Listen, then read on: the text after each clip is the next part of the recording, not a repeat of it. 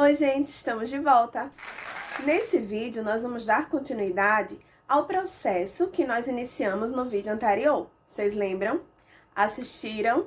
Então, falamos sobre os desdobramentos para se chegar à proclamação da República e falamos também sobre a República da Espada. A partir de agora, nós vamos estudar sobre a República Oligárquica. Tudo isso dentro do contexto de Primeira República, esse processo que aconteceu no nosso país. Então, como o assunto é extenso, eu vou dividir esse vídeo em duas partes, certo? Então, vamos comigo?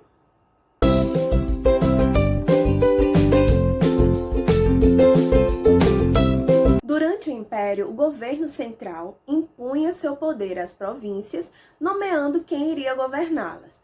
Mas, com o estabelecimento da República, a situação mudou. As famílias mais poderosas de cada estado, ou seja, as oligarquias estaduais, passaram a ter um enorme poder político. Para conquistar e manter o poder, os políticos mais poderosos de cada família, de cada estado, começaram a induzir os eleitores a votar nos candidatos que eles indicavam. Muitos desses políticos eram grandes fazendeiros e coronéis da Guarda Nacional, daí passarem a ser conhecidos como coronéis. Quase sempre, o coronel conseguia o voto do eleitor através de uma troca de favores. Então, essa troca de favores podia se estabelecer através de sacola de alimentos, remédios, proteção, dinheiro emprestado. Daí, eles conseguiam que aquele eleitor votasse nos seus candidatos, nos candidatos que eles indicavam. Por isso que essa troca de favores passou a ser conhecida como voto de cabresto, porque era uma forma de controlar o voto daquele eleitor e o resultado, posteriormente, daquela eleição. Então, na época, a fraude eleitoral era generalizada. Fabricação de resultados, roubo de urnas, inclusão dos votos de crianças, de defuntos, de pessoas que nem existiam, eram práticas comuns no período eleitoral. Era dessa forma que os poderosos se perpetuavam no poder, usando dessas artimanhas, né? Os coronéis mais poderosos de cada região faziam alianças entre si e elegiam presidente do estado, ou seja, o cargo que hoje seria o de governador. Então, este, para retribuir o favor, acabava concedendo verbas, né, destinando verbas para aquelas cidades em que os coronéis, para aquelas cidades em que eram controladas pelos coronéis. Então, eram verbas destinadas à construção de escolas, de igrejas, de praças, por exemplo. Usando as mesmas práticas, ou seja, a troca de favores e a corrupção eleitoral, as oligarquias estaduais também ajudavam a eleger deputados e senadores que apoiassem o presidente da República. Este, por sua vez, retribuía o favor, liberando verbas, benefícios e apoio político a estas oligarquias estaduais. Este esquema político que ligava os governos estaduais ao presidente da República foi concebido no governo de Campos Salles, pelo próprio, e recebeu o nome de política dos governadores. Assim, por meio de alianças e trocas de favores, que ligavam municípios, estados e governo federal, as oligarquias estaduais se mantiveram no poder durante grande parte da Primeira República. Café com leite ou café com política? Estou aqui abrindo um parêntese, mas vocês vão entender o porquê dessa pergunta.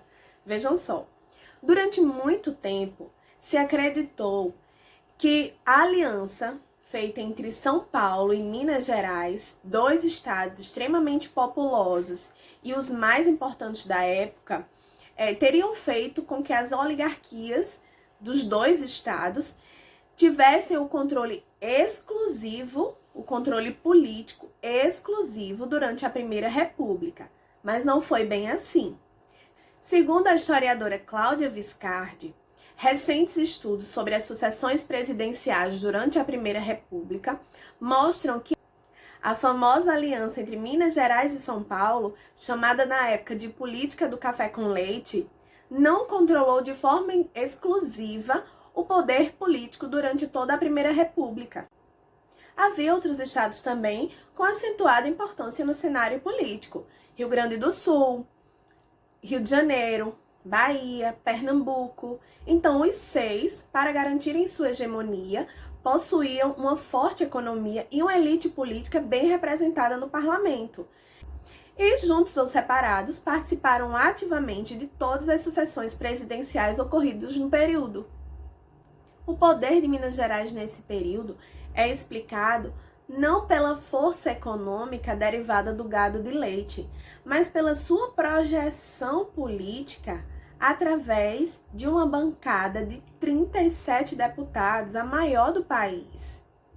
E a sua influência também é derivada da cafeicultura, já que havia sido o segundo maior produtor de café do Brasil até o final da década de 1920. Então, a expressão mais adequada, talvez a expressão mais adequada, que explica a pressuposta aliança entre Minas Gerais e São Paulo, seja café com café e não café com leite. Fica aí essa reflexão para vocês. Durante a Primeira República, ocorreu um crescimento constante no número de indústrias no Brasil. Em 1889, ano da proclamação da República, o Brasil contava com a média de 636 indústrias e um número em torno de 54 mil operários.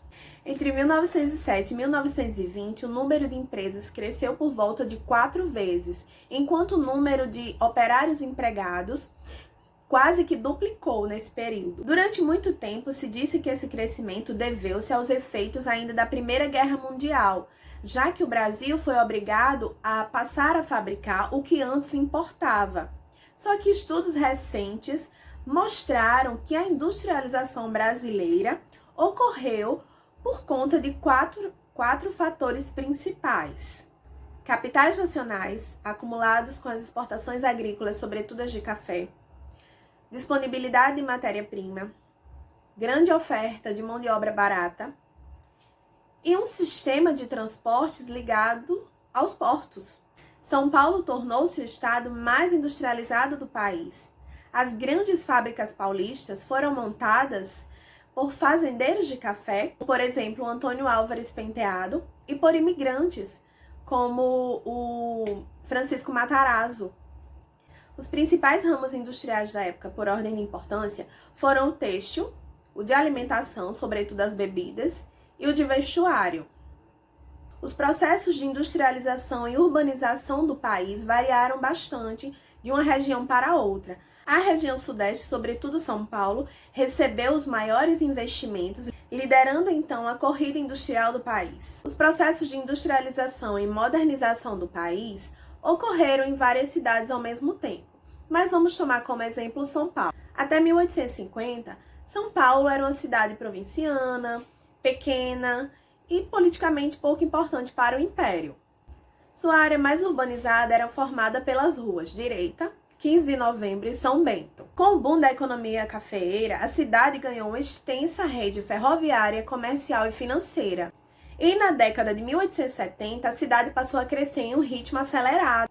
Com o crescimento da cidade, o centro antigo de São Paulo passou a ser a área menos desejada para o estabelecimento de residências. A lógica do crescimento urbano empurrou as populações mais pobres para as áreas onde os terrenos eram mais baratos. E a linha ferroviária, onde haviam várias estações, ajudava no transporte das pessoas. Alinhadas a essa rede ferroviária, ergueram-se indústrias que, à época, contribuíram para dar característica à nova paisagem paulistana. A elite paulista buscou áreas onde haviam chácaras, como, por exemplo, a Vila Buarque, a Santa Cecília e os Campos Elíseos. E lá construiu bairros residenciais com mansões luxuosas, como Higienópolis e Pacaembu. No alto ergueu-se a Avenida Paulista, o documento mais visível do poder dos cafeicultores. Um dos marcos decisivos na cidade de São Paulo nesse processo de modernização foi a construção da Light em 1889, empresa com sede em Toronto, no Canadá. Depois de obter, mediante compra, o direito de explorar o serviço de transporte, a Light também passou a investir na distribuição de energia elétrica na cidade. Outro marco importante para a modernização de São Paulo foi a estreia do bonde elétrico em 1900. A substituição do bonde, puxado por burros, pelo bonde elétrico, contribuiu para aumentar a velocidade, diminuir o tempo do transporte e também para a higiene pública, contribuiu para melhorar a higiene pública, já que evitava aquele enxame de moscas em cima das fezes das mulas nas ruas, né? Nas ruas da cidade. A energia elétrica e os transportes impulsionaram a indústria, o comércio, os serviços e também o lazer. Imaginem vocês que agora as pessoas poderiam ler após o entardecer, por exemplo. Os bondes elétricos ligavam o centro da cidade aos bairros, servindo sobretudo aos trabalhadores e aos estudantes, facilitando a ocupação de espaços vazios e a formação de novos bairros. Exemplo disso eram as linhas que passavam pelos bairros da Penha, Santo Amaro, Jabaquara, Santana e Pinheiros. Nos anos 1920, enquanto o centro de São Paulo se verticalizava com a construção de novos prédios, a periferia da cidade se expandia com a formação de novos bairros. Na década de 1920, a população de São Paulo saltou de 580 mil habitantes para 888 mil pessoas, um crescimento de mais de 50%. Referindo-se a esse crescimento vertiginoso da cidade, o poeta Mário Andrade chamou-a de Pauliceia desvairada. Entre 1890 e 1920, a população de diversas cidades também aumentou. Então, a gente tem a população do Rio de Janeiro, que passa de 522 mil habitantes para 1 milhão e 100 mil habitantes, e a de Salvador, que passa de 175 mil para 285 mil habitantes na época. Na Primeira República, a industrialização e a urbanização estiveram estreitamente ligadas ao processo de imigração do Brasil. Entre 1890 e 1930, cerca de 3,2 milhões de pessoas, milhões de imigrantes, vieram ao Brasil em busca de uma vida melhor. O salto populacional da cidade de São Paulo deveu-se ao afluxo de um grande número de imigrantes e também de pessoas do interior que foram para a cidade em busca de uma vida melhor. Partiam dispostas a trabalhar em profissões liberais, no funcionalismo público, nas indústrias, no comércio, nas fábricas, no artesanato, na construção civil, enfim, diversos postos de trabalho. O estado de São Paulo sozinho recebeu quase 60% do total de imigrantes do Brasil. Por serem da cor branca e católicos, os italianos, portugueses e espanhóis foram os imigrantes preferidos das autoridades e dos fazendeiros do país. A elite brasileira acreditava na superioridade do europeu e no branqueamento da população brasileira através da miscigenação. O branqueamento, segundo eles, daria ao Brasil acesso ao conjunto de nações civilizadas. Aí vejam só. Em 1911, o médico João Batista de Lacerda, representante brasileiro no Congresso Mundial de Raças, que ocorreu em Londres, afirmou o seguinte, que dentro de 100 anos, os negros e os indígenas do nosso país haveriam desaparecido por meio da miscigenação e assim ocorreria o branqueamento da população brasileira. Pois é, gente. Com essas informações, eu encerro aqui a primeira parte do nosso vídeo falando sobre a República Oligárquica e espero vocês no próximo vídeo, onde a gente conclui esse conteúdo e já começa a pensar na Era Vargas. Então, gente, com tudo isso, eu me despeço de vocês. Peço que vocês se inscrevam no canal, curtam os vídeos, comentem, compartilhem com seus amigos. E continue aqui comigo, tá? É muito importante essa presença, é muito importante essa troca, essa interação. E, bom, terminamos. Tchau, gente!